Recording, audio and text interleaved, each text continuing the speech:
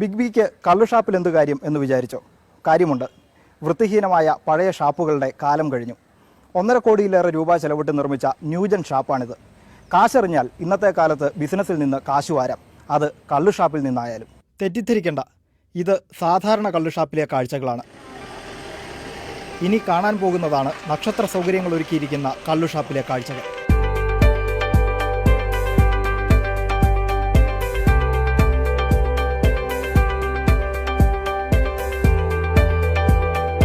മൂന്ന് മാസം മുമ്പാണ് ഈ ഷാപ്പ് തുറന്നത്. ഷാപ്പിന്റെ പേരും മനോഹരം, വനറാണി. സ്ഥലം കോട്ടയം ജില്ലയിൽ മുണ്ടക്കയത്തിനടുത്ത് കോരുത്തോട്. ഒരു റേഞ്ചിൽ ഒരു ഷാപ്പെങ്കിലും മനുഷ്യന് കയറാവുന്ന തരത്തിൽ വൃത്തിയായി സൂക്ഷിക്കുക എന്ന കരുതലോടെ സംസ്ഥാന സർക്കാർ തുടങ്ങിയ മാതൃകാ കള്ളുഷാപ്പ് പദ്ധതിയുടെ ഭാഗമായാണ് വനറാണിയുടെ പിറവിയും.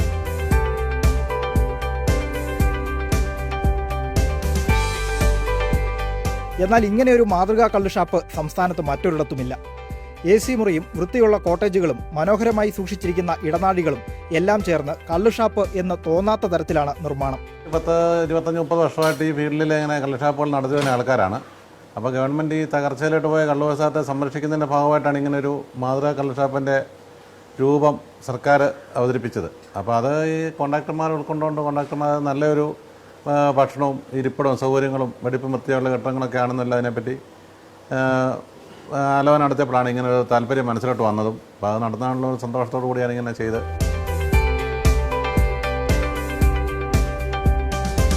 ഇങ്ങനെ ഷാപ്പ് ഒരുക്കിയതിന് പിന്നിലും ഒരു ഉദ്ദേശമുണ്ട്. തേക്കടിക്കും ശബരിമലയ്ക്കുമൊക്കെ പോകുന്ന വഴിയിലാണ് കോരുത്തോട്. വനത്തിലൂടെയുള്ള യാത്രയും അഴുതയാറിലെ കുഴിയും പരുന്തുംപാറയും ഒക്കെ പ്രാദേശികമായും സഞ്ചാരികളെ ആകർഷിക്കുന്നുണ്ട്.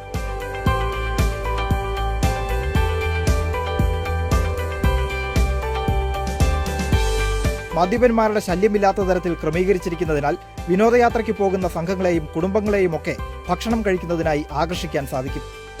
അവധി ദിവസങ്ങളിൽ നിരവധി കുടുംബങ്ങൾ ഭക്ഷണം കഴിക്കാൻ എത്തുന്നുണ്ടെന്ന് അജയകുമാർ പറയുന്നു. ഫാമിലികളെന്ന് പറഞ്ഞാൽ ഇപ്പോൾ നമ്മുടെ ഈ ടൗൺ ഏരിയയിൽ ജീവിക്കുന്ന ആൾക്കാരെ സംബന്ധിച്ചിടത്തോളം അവർക്ക് കുട്ടികൾ കാരണം പറഞ്ഞാൽ ഈ കെട്ടിടത്തിൽ മാത്രം ഒതുങ്ങി കഴിയുന്ന രീതിയാണ്.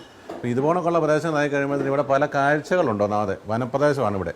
നമ്മുടെ ഒരു 2 കിലോമീറ്റർ ചുറ്റളവ് മാറിക്കഴിഞ്ഞാൽ ഈ ശബരിമലയായിട്ട് ബന്ധപ്പെട്ട വനങ്ങളുണ്ട്. അപ്പോൾ കുട്ടികളും കുടുംബമൊക്കെ ആയിട്ട് ദൂര സ്ഥലങ്ങളിൽ നിന്ന് വരുന്നവരൊക്കെ ഇറങ്ങി ഒന്ന് പോകാനും പിന്നെ തൊട്ട് 100 മീറ്റർ മാറി കഴിഞ്ഞാൽ പുഴയാണ്, നമ്മുടെ അഴുതയാറെന്ന് പറയും. അപ്പോൾ വെളിയിൽ നിന്ന് വരുന്ന ഫാമിലിയായിട്ട് വരുന്ന ആൾക്കാർക്ക് വളരെ സുരക്ഷിതമായിട്ട് ആഹാരം കഴിക്കുന്നതിനും എൻജോയ് ചെയ്ത് പോകുന്നതിനുള്ള അവസരമാണ് നമ്മളിവിടെ ഒരുക്കിയിരിക്കുന്നത്. മറ്റ് മദ്യപാനികളുടേതായ ഒരു ശല്യങ്ങളോ ഒരു അനാവശ്യമായ സംസാരങ്ങളോ ഒരു സ്റ്റാൻഡേർഡില്ലാത്തൊരു വർത്തമാനം പോലും ആരും പറയത്തില്ല. ഓണം, ദീപാവലി, ക്രിസ്മസ് തുടങ്ങിയ ആഘോഷ ഉത്സവ അവസരങ്ങളിലാണ് തിരക്കേറിയും.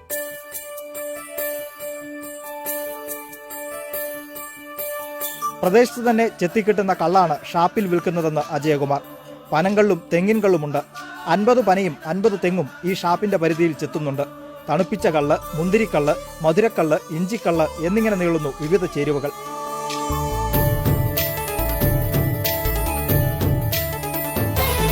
ഷാപ്പിലെ ഭക്ഷണം രുചിയുടെ കാര്യത്തിൽ പ്രശസ്തമാണല്ലോ. വൈവിധ്യമാർന്ന ഭക്ഷണ വിഭവങ്ങളാണ് വനറാണിയിലും ഒരുക്കിയിരിക്കുന്നത്. ഈ ഭക്ഷണം കഴിക്കുന്നതിന് തന്നെ വരുന്നവർ ഏറെയുണ്ട്.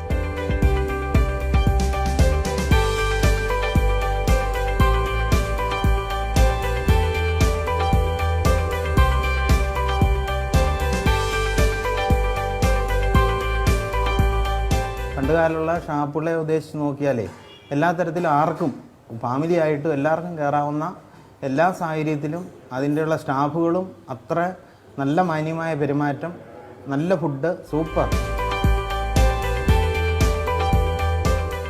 സാധാ കൗണ്ടറിൽ നിന്ന് ഈടാക്കുന്നതിനേക്കാൾ 10% കൂടുതൽ തുക ഈ മുറികളിൽ നിന്ന് ഈടാക്കുന്നുണ്ട്.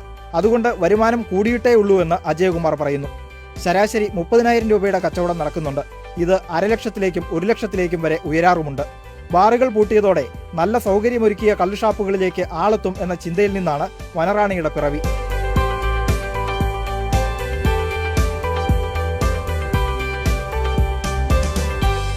കേരളത്തിലെ ഷാപ്പുകളുടെ മുഖച്ഛായാ മാറ്റത്തിന്റെ തുടക്കമാകുമോ വനറാണി എന്നാണ് അറിയേണ്ടത്.